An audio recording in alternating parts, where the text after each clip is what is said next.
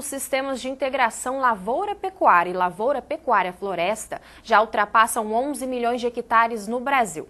Segundo um estudo realizado pelo Kleffman Group, com acompanhamento do técnico da Embrapa, Mato Grosso do Sul é destaque com 2 milhões de hectares. E para falar sobre as vantagens e os critérios de inserir árvores à produção, recebemos o pesquisador da Embrapa Gado de Corte e professor do mestrado em Produção e Gestão Agroindustrial da Uniderp, André Dominguete. André, boa tarde, tudo bem? Boa tarde. Seja muito bem-vindo. Vamos começar então. Conta pra gente como que é inserir o sistema de LPF. Bom, a adoção do sistema de LPF demanda vários pontos a serem utilizados na propriedade. E quando a gente fala de LPF num modelo mais completo, é com a inserção do componente arbóreo dentro desse sistema. Vários produtores têm utilizado o sistema. É um sistema que no estado, no Mato Grosso do Sul, tem abrangido em torno de 40 a 50 mil hectares hoje. Então ele está em expansão, buscando aí aumento da produtividade, tanto da pecuária quanto da madeireira também. E quais são as vantagens de ter esse sistema na produção, o ILPF? Bom, dentre várias vantagens do sistema, nós podemos citar a vantagem econômica. Toda vez que você diversifica um sistema produtivo, você tem maiores chances de se obter lucratividade com os vários fatores. Se um produto tiver com uma cotação ruim num determinado momento, a sua chance de ter um outro produto com uma cotação melhor é maior. Nós temos também as vantagens de melhoria do microclima, melhoria para redução do estresse animal. Então você diminui as amplitudes térmicas do sistema, então você diminui aqueles picos de temperatura, isso reduz muito o estresse animal e consequentemente você consegue obter um ganho de peso também. E ainda nós podemos citar as vantagens ambientais, principalmente no que diz respeito à captura dos gases de efeito estufa, principalmente a fixação de carbono pelas árvores, né? Tanto nos troncos, galhos, folhas e raízes. Então, o sistema ele é muito vantajoso em vários aspectos. E trabalhando na questão da sustentabilidade ambiental, nós temos justamente essa parte da fixação de carbono. E como que é feita essa fixação de carbono pelas árvores, pela floresta? Sim, isso é um processo natural de toda a planta e à medida que ela vai crescendo, ela vai acumulando esse carbono, ela vai absorvendo o gás carbônico e é uma fonte de energia para ela e vai acumulando esse carbono na forma de madeira, de uma forma bem simples. Então ela vai capturando isso do ar atmosférico e fixando dentro do seu tronco ali. Essas partes ambientais, elas são mais eficientes com o sistema de LPF do que com o ILP. É isso mesmo? Porque quando você coloca o componente arbóreo, você tem um fator produtivo a mais. Então a árvore é muito mais eficiente na captura desses gases, desse carbono que está na atmosfera. Quando você tem só a integração lavoura-pecuária, há um ganho sim em termos de fixação de carbono no solo. Só que você não vai ter a árvore para fixar. Então, o ganho positivo em termos do ILPF em relação ao ILP se deve graças à árvore. E economicamente falando, André, o ILPF ele continua sendo um bom meio, um bom sistema para o produtor, porque eles pensam muito também sobre isso, né? Sobre a economia, sobre o lucro que ele vai ter. Apesar de que o ILPF ele leva um tempo maior do que o ILP, né, para gerar lucros. E é um pouco mais caro, é isso mesmo? Isso é lenda ou não? Todo o sistema de integração lavoura-pecuária-floresta, você vai demandar maior renda, injeção de recursos financeiros, porque você vai implantar vários sistemas numa mesma área.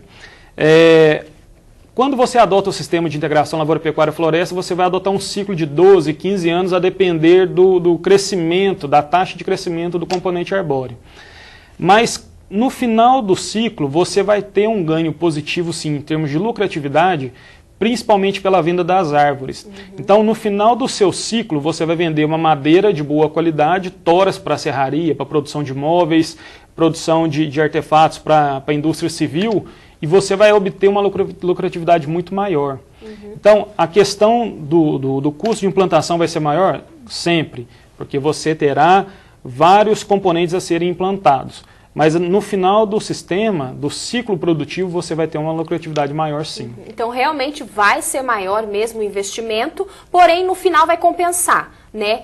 E já que nós estamos falando de árvores, como é que está o mercado florestal aqui no nosso estado? Porque antes ele não era muito favorável. Ele está crescendo ou não? O que nós temos que definir muito bem é que quando a gente trabalha com integração lavoura-pecuária-floresta, nós focamos em produção de madeira para a serraria.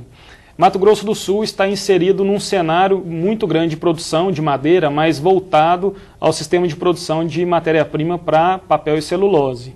Quando a gente fala de ILPF, nós queremos madeira serrada, madeira com maior valor agregado. Então, dentro do sistema, nós trabalhamos com algumas técnicas de manejo que, antes do final do ciclo, a gente pode fazer alguns desbaches, que é a retirada de algumas árvores ali e comercializar, ou como moeirão, como lenha, como para carvão, ou mesmo para postes. Então, quando a gente comercializa para moeirão, para postes, você tem um valor agregado maior. Então, assim, temos que definir muito bem o destino da madeira. O ILPF ele não é voltado para a produção de matéria-prima para papel e celulose, e sim produção de madeira serrada. Dentro desse cenário, o Estado tem crescido bastante, não só para papel e celulose, como para madeira serrada também. Esse ciclo aí, ele tende a ser sempre crescente, essa demanda por madeira é sempre crescente, e nós temos que observar o seguinte: se a gente não plantar madeira, nós temos que extrair de algum lugar. Então, as florestas plantadas, ou mesmo o sistema de integração lavoura-pecuária-floresta, colocando um eucalipto ou outra espécie arbórea no sistema, é uma versatilidade. Você então vai conseguir obter essa madeira sem ter que expandir para florestas nativas. Já que você falou aí sobre espécies arbóreas, quais são as melhores aqui para a nossa região?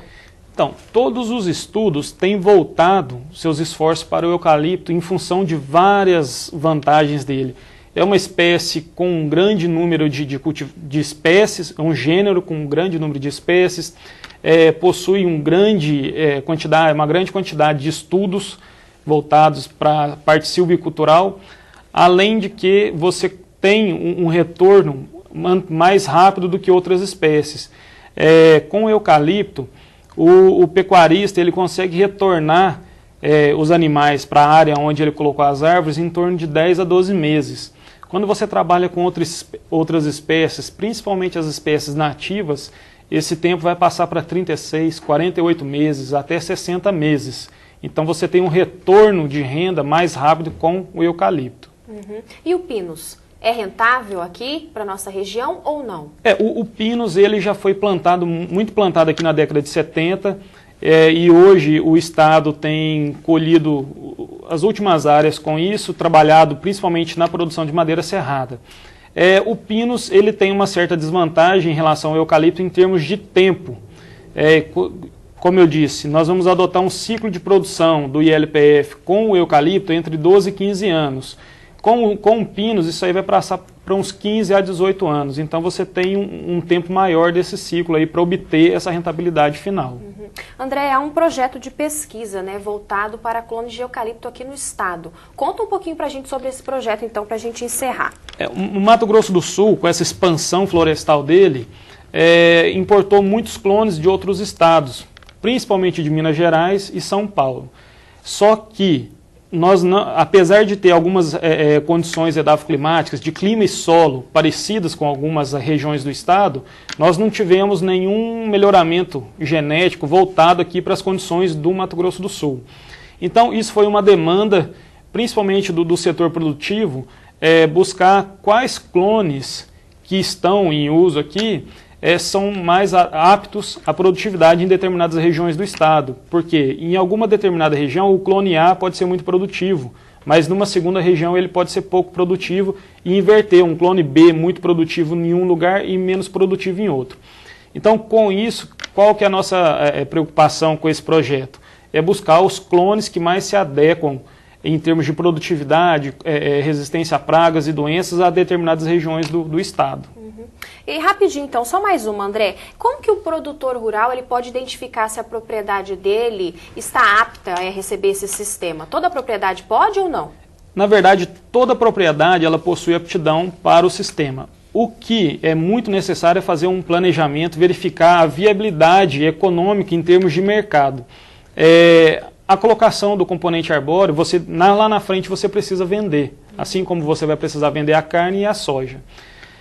Mas se você não tiver mercado próximo, isso pode inviabilizar a implantação do sistema. Então, em termos técnicos, toda propriedade é apta à implantação, o que demanda um estudo do mercado para verificar se você consegue comercializar seus produtos ali. André, infelizmente o nosso tempo acabou, não dá para falar tudo, né? É muita coisa relacionada a esse sistema, mas eu agradeço a sua participação. Muito obrigada. Obrigado.